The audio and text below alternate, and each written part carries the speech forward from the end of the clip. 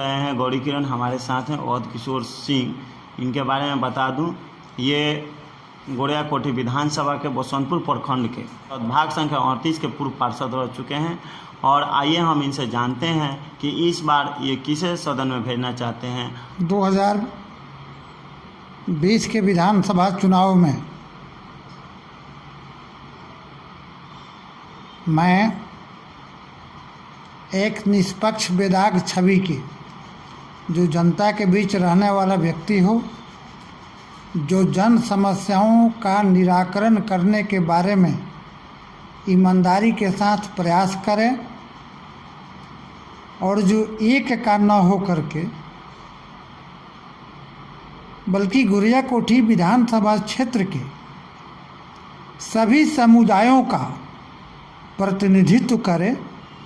मैं वैसे उम्मीदवार को चाहता हूं जिस उम्मीदवार के अंतर्गत जात पात की संकीर्ण भावनाओं से ऊपर उठ करके धर्म मजहब की दीवार को लांघ करके समरस समाज के निर्माण करने के बारे में जो प्रयत्नशील रहे, जो क्षेत्र के विकास को अपना धर्म समझे और समाज के अंतिम पायदान पर खड़े लोगों के जीवन में खुशहाली लाने के लिए कार्य करे, उनकी झोंपड़ियों में भी उजाला लाने के लिए अथक प्रयास करे, ऐसे उम्मीदवार को मैं चाहूँगा। मेरी हार्दिक तमन्ना है कि अभी वर्तमान में जो इस क्षेत्र का प्रतिनिधित्व कर रहे हैं, जिनके बारे में गोड़िया कोठी विधानसभा क्षेत्र का कण कण उनके निकम्मेपन की कहानी कह रहा है, जो क्षेत्र के विकास में लूट मचा दिए, धरातल पर विकास को उतरने नहीं दिए, बल्कि सरकारी खजाने को लूटने का काम किए, समाज में उथल पुथल लाने का काम किए, समाज में कहीं भी सर्वहारा के बारे में उसके जीवन को ऊंचा उठाने में कहीं भी ये प्रयास नहीं किए, बल्कि अपने कुछ खास चहेतों के माध्यम से सरकारी खजाने को लुटवाने का काम किए और विकास की राशि को अपनी निजी संपत्ति समझ करके सारी राशि को एना केना प्रकार एना डकाड़ने का काम किए।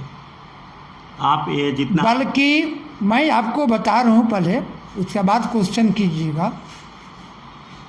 बल्कि विद्यालय जो ज्ञान का मंदिर हुआ करता है, जहाँ से एक नई पौध निकलती है, जिसके ऊपर राष्ट्र की जिम्मेवारियाँ होती है, समाज की जिम्मेवारियाँ होती है, जिनके कंधे पर राष्ट्र को चलाने की, समाज को चलाने की, राज्य की चलाने की जिम्मेवारी होती है, वे पढ़े लिखे नौजवान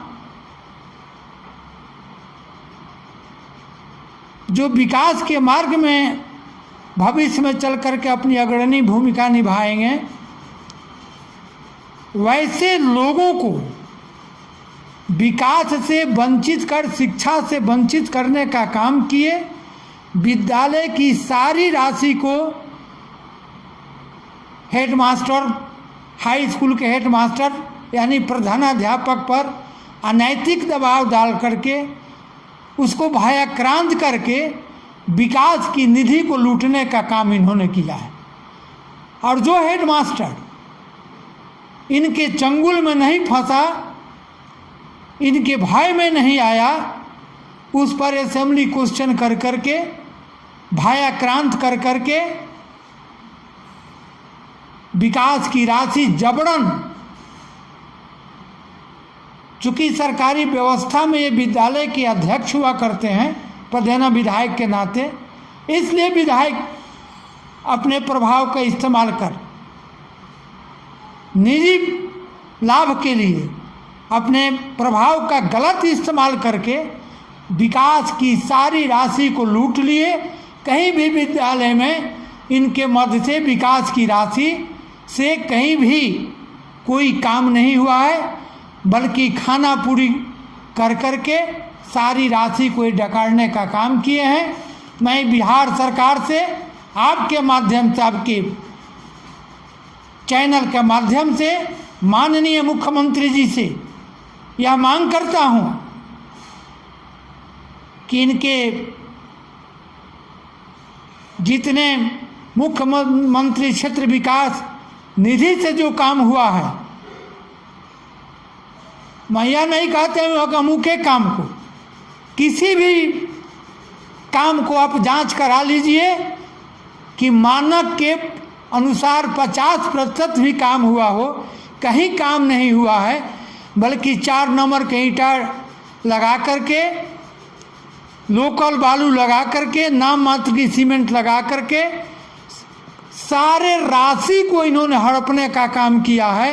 अगर जांच हो जाए तो इनका स्थान बेऊर जेल में होगा, कोई इनको बचा नहीं सकता है। ये लूट मचा दी है। यही नहीं, जन वितरण प्रणाली के दुकानों से अवैध वसूली करने का काम करते हैं, पदाधिकारियों पर धौंस जमा करके अवैध वसूली करने का काम करते हैं। कोई ऐसा क्षेत्र इनसे बाकी नहीं है जहां ये अवैध वसूली न किए हों और न कर रहे हैं। क्या ऐसा ही जनप्रतिनिधि होना चाहिए? जनप्रतिनिधि के नाम पर तो ये बिल्कुल ही अयोग्य है। अवैधानिक कृत्य ये करते हैं, इनके जुबान पर कोई लगाम नहीं है। जनप्रतिनिधि को कैसे होना चाहिए, उसका दृष्टिकोण सम्यक होना चाहिए। जनप्रतिनिधि का काम क्षेत्र की विकास को लेकर के हरदम प्रयत्नशील रहना चाहिए। जनप्रतिनिधि सरकार और जनता के बीच कड़ी का काम करता है। ये कहीं भी कड़ी का काम नहीं किए, बल्कि सरकार और जनता के बीच जो कड़ी है उसको तोड़ने का काम ये करते हैं। ये पदाधिकारियों पर भया दोहन करते हैं। ऐसे व्यक्ति से इस क्षेत्र को मुक्त कराने का मैं संकल्प लिया हूं और मैं आरजेडी के भी सुप्रीमो से कहना चाहता हूं कि सरकार में पक्ष और विपक्ष, ये पार्लियामेंट सिस्टम का, ये राज्य के सिस्टम का संवैधानिक सिस्टम है, बल्कि संविधान इसकी इजाज़त देता है कि पक्ष और विपक्ष, पक्ष की भी उतनी ही जिम्मेवारियाँ होती है विकास में जितना विपक्ष की हुआ करती है, बल्कि विपक्ष के और जिम्मेवारी उसके कंधे पर आती है कि अगर सरकार कहीं लीक से हट करके अपने संवैधानिक प्रावधानों का उत्तरदायित्व का पालन नहीं करती है तो विपक्ष विधानसभा में जनता के बीच सरकार को उसके उत्तरदायित्व का ज्ञान कराने का काम करता है। क्या इसलिए मैं विपक्ष में भी अच्छे लोग आवे, हमारी शुभकामनाएं रहती है। इसलिए पक्ष और विपक्ष ये सरकार का दो मूर्त अंग है। मैं सुप्रीमो से भी मांग करता हूं कि ज़रा क्षेत्र का आप अपने स्तर से सर्वे करा लीजिए कि एक भी आरजेडी का कोई कार्यकर्ता जो इनसे खुश हो, जो इनको चाहता हो, बल्कि आरजेडी के जो आपके आधार वोटर थे, जो इनके चंगुल में नहीं फंसे, उनको ये परेशान करने का काम किए, चून चून करके उन लोगों पर मुकदमा किए, कहीं असेंबली क्वेश्चन के माध्यम से उनको भयक्रांत किए। कहीं जांच कराने के नाम पर भयक्रांत किए, ये किसी व्यक्ति को अभी तक नहीं बख्शे हैं। और यही नतीजा है कि आरजेडी के लोग कहते हैं, मुझसे कहते हैं कि अगर हमारे दल के लोग कैंडिडेट का नहीं बदलेंगे तो हम लोग बाध्य होकर के निर्दलीय उम्मीदवार को दे देंगे। यही स्थितियां है आज क्षेत्र की, और यही नतीजा है कि आज गोरियाकोठी विधानसभा क्षेत्र में कुकुरमुत्ते की तरह, जिसको पार्लियामेंट सिस्टम का कोई जानकारी नहीं है, वैसे वैसे लोग भी उम्मीदवार के लिए आज उतर आए हैं, बल्कि पोस्टर की भरमार लगा दिए हैं। इसलिए मैं सुप्रीमो से मांग करता हूं कि गोरियाकोठी में आप इनको तो टिकट मत दीजिए, इनको तो किसी भी कीमत पर अगर आप दीजिएगा तो आपका सीट लूज करेगा, तनी मनी वोट से लूज नहीं करेगा। बल्कि मैं उम्मीद करता हूं कि जो पूर्व में जनता दल के प्रत्याशी विद्याभूषण सिंह की हालत हुई थी कि पूरे बिहार में सबसे अधिक वोटों से हारने में वे प्रथम थे, मात्र उनको 666 वोट आया था सिटिंग विधायक को, वही हालत इनका होगा। रही बात, आप सुप्रीमो हैं, पार्टी आपकी है, टिकट देने का आपका काम है, लेकिन मैं आपसे एक क्षेत्र के जनप्रतिनिधि पूर्व में होने के नाते, एक जागरूक नागरिक होने के नाते, एक समाज सेवी होने के नाते मैं आपसे अनुरोध करूँगा कि गोरियाकोठी विधानसभा क्षेत्र को बचा लीजिए। बहुत से अब क्या है, ऐसे भी उम्मीदवार पहुंच रहे हैं जो शराब के माफिया हैं, जो शराब के ठेकेदार हैं। गोरियाकोठी पूरे सिवान जिला, छपरा जिला और गोपालगंज जिला में जो इसका भौगोलिक बनावट है, जो इस क्षेत्र की चारित्रिक बनावट है, इस क्षेत्र के लोग किसी अपराधी को अपना रहनुमा नहीं मानते। पूर्व में यह विधानसभा क्षेत्र था, आज भले उसका पार्ट भगवानपुर अलग हो गया, लेकिन बसंतपुर, लकड़ी नबीगंज प्रखंड, गोरियाकोठी प्रखंड मिलाकर के आज गोरियाकोठी विधानसभा है। इसकी चारित्रिक बनावट है कि किसी भी परिस्थिति में, चाहे वह वार्ड मेंबर हो, मुखिया हो, पंचायत समिति का सदस्य हो, प्रमुख हो, जिला परिषद हो, गोरियाकोठी के लोग किसी अपराधी को वोट देना कबूल नहीं करते। गोरियाकोठी के लोग आज एक अच्छे उम्मीदवार की तलाश में है। मैं सुप्रीमो से मांग करता हूं कि आपके यहाँ एक अच्छे व्यक्ति लाइन में लगे हैं, आप उनमें से अच्छे व्यक्ति को चुन करके भेजें।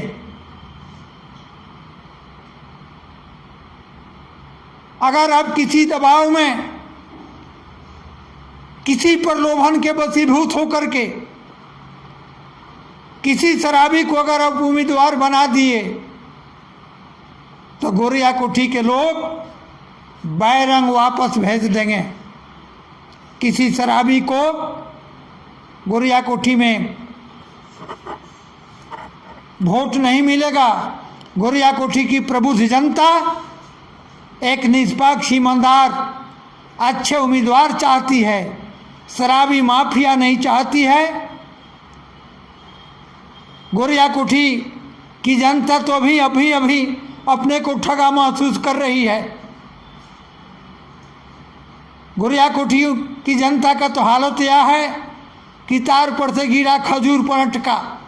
आप जितना आरोप लगा रहे हैं स्थानीय विधायक पे, ऐसा नहीं लग रहा है कि आपको उनसे व्यक्तिगत कोई दुश्मनी हो?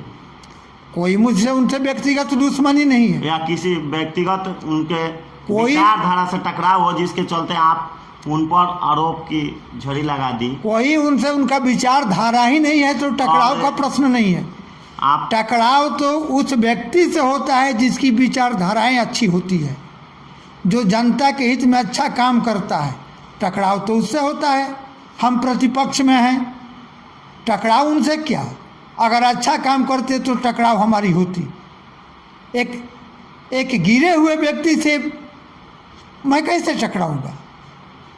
फिर आप इतना आरोप लगा रहे हैं, बोल रहे हैं कि विचारधारा उनकी नहीं है। विचारधारा है ही नहीं उनका, वे विचारधारा के आदमी ही नहीं है। ऐसा तो नहीं है कि आरजेडी में आप आरजेडी जो स्थानीय विधायक हैं सतदेव सिंह, तो आरजेडी जो पार्टी है उसको कमजोर करने का प्रयास तो नहीं कर रहे हैं? जी नहीं, ऐसा तो नहीं है नहीं, ऐसे कैंडिडेट को लाना चाहते हैं जो वाकई में हार जाए? ना, हमारी यह मानसिकता नहीं है। हम तो चाहते हैं कि पक्ष और प्रतिपक्ष दोनों में बहुत कम अंतर है ताकि जनता का काम हो। हम नहीं चाहते हैं कि नकारा व्यक्ति आरजेडी का उम्मीदवार बने। हम नहीं चाहते हैं कि भाजपा का नकारा व्यक्ति उम्मीदवार बने। हम नहीं चाहते हैं कि कोई खराब व्यक्ति उम्मीदवार बने। हम चाहते हैं कि जनता के हित में काम करने वाला व्यक्ति चुनाव मैदान में आवे। अच्छे उम्मीदवार की क्या परिभाषा होगी जिसको जनता मतलब सदन में चुनकर भेजेगी?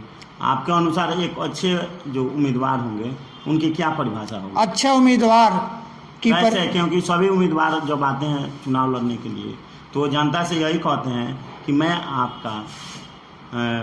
आपका विकास करूंगा, या अच्छे बातें करते हैं। हर उम्मीदवार, कोई ऐसा उम्मीदवार नहीं है जो अपने को अच्छा नहीं साबित करने का प्रयास करता है क्षेत्र में। क्योंकि यह चुनाव जो होता है विधानसभा का, उसमें बहुतेरे स्थानीय उम्मीदवार होते हैं और जनता उनके एक एक बात को बखूबी समझती है। आज की जनता अब प्रलोभन में आने वाली नहीं है। आज की जनता हमारा प्रतिनिधि कैसा हो इसके बारे में वह खूब सोच समझ करके ठोक करके, जब हम 2 पैसा की हांडी खरीदते हैं तो खूब ठोकते हैं कि कहीं फूटा हुआ तो नहीं है। और हम 5 वर्षों के लिए प्रतिनिधि का चुनाव करते हैं, हम ठोक ठेठा करके उम्मीदवार को वोट देंगे। हम ऐसे उम्मीदवार को वोट देंगे जो हमारी आवाज़ सदन तक पहुंचावे।